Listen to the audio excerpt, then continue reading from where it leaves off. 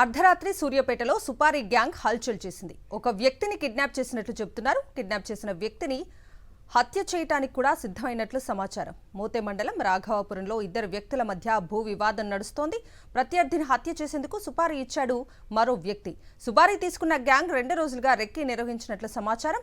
Car repair చేయాలి అంటూ పదే పదే బాధితుడికి కిడ్నాప్ గ్యాంగ్ కాల్ చేసినట్టు తెలుస్తోంది. అనుమానంతో స్నేహితులకు స్థానికులకు సమాచారం ఇచ్చాడు బాధితుడు. కారు డిక్కీలో కర్రలు పెట్టుకుని తిరుగుతుండగా సుపారీ గ్యాంగ్ను పోలీసులకు అప్పగించారు స్థానికులు. గ్యాంగ్ ఒక క్రషర్ మిల్ ఓనర్ సైతం ఉన్నట్లు సమాచారం. సుపారీ గ్యాంగ్ పై కేసు నమోదు చేశారు పోలీసులు. సుపారీ గ్యాంగ్ హల్చల్ కి సంబంధించి పూర్తి అప్డేట్స్ మా ప్రతినిధి అశోక్ అడిగి తెలుసుకుందాం.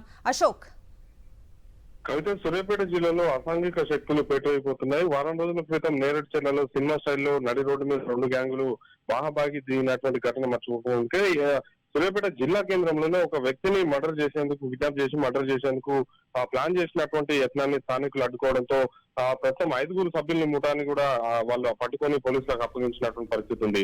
మోతే మండలం రాఘవపురానికి చెందినటువంటి బజ్జూరు వెంకటేష్ కు పక్కనే ఉన్నటువంటి క్రషర్ మిల్లు ఓనర్ కు గత కొంతకాలంగా భూ వివాదం నడుస్తున్నటువంటి నేపథ్యంలోనే ఈ వివాద పరిష్కారం కోసం అనేక సార్లు మాట్లాడే ప్రయత్నం చేసినప్పుడు కూడా వివాదం సద్దుమనకపోవడంతో వెంకటేష్ ని అంతమొందించేందుకు ప్లాన్ చేసినట్టు కూడా మనకైతే సమాచారం అందుతుంది. బాధితుడు కూడా తనను మర్డర్ చేసేందుకే సుపారీ ఇచ్చి కూడా 5 వ్యక్తులు కూడా తన రెక్కి జూన్ 26 తారీఖు 27 తారీఖున 2 రోజుల పాటు రెక్కి నిర్వహించారని చెప్పేసి కూడా వెంకటేష్ ఆరోపిస్తున్నటువంటి పరిస్థితి కనిపిస్తుంది.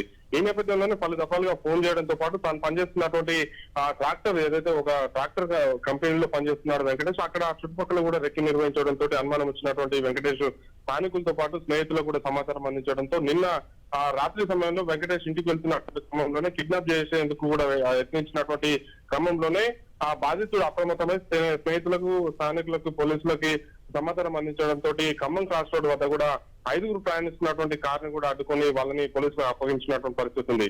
ఆ కారు డిక్కీలో 2 కర్రలతో పాటు కారు నెంబర్ ఎవరైతే వాళ్ళని గుర్తించకుండా మాస్కులతో పాటు మాస్కులు పెట్టగా స్థానికులు తొలగించారు. అంతకుముందు ఆ నెంబర్ ముందు ఉన్నటువంటి నెంబర్ కూడా స్టిక్కర్ అతికించినటువంటి పరిస్థితి కనిపిస్తుంది. ప్రస్తుతం అయితే 5 నిందితులపై అయితే పోలీసులు అయితే కేసు నమోదు చేశారు. కవిత.